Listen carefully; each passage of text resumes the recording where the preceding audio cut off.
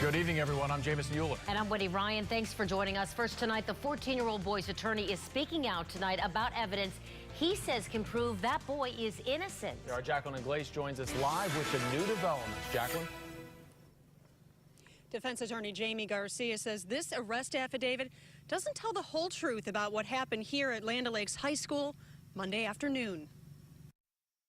My client was visibly shaking and crying in court today because he needs the testing. He didn't do this. Instead of coming here to Land O'Lakes High School for class today, Jamie Garcia's client, a 14-year-old freshman, went before a judge. The teen is accused of raping a classmate at knife point. You can see the innocence in his eyes. In this arrest report, Pasco County Sheriff's deputies say the rape happened in broad daylight at the school's softball field just as school let out Monday. The 15-year-old girl claims she was forced to perform a sex act and then raped. She told deputies that during part of the rape, her attacker wore a condom.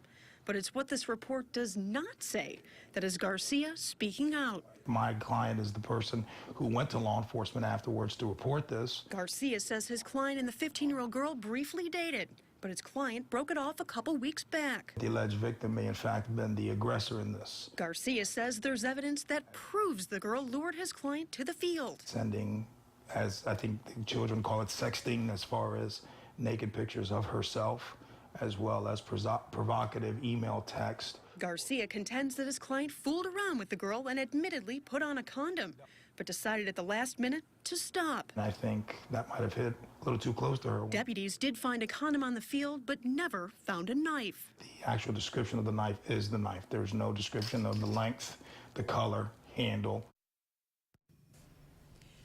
Now, due to the nature of this case, we were unable to talk to the girl because her identity is being protected. Tonight, though, district leaders tell us that they are providing her with counseling right here at the school. As for this boy, he is still in juvenile detention, and we're told that next week district leaders will decide whether or not he'll be suspended or expelled. We're live tonight in Land O'Lakes. Jacqueline Inglese, ABC Action News. Jacqueline.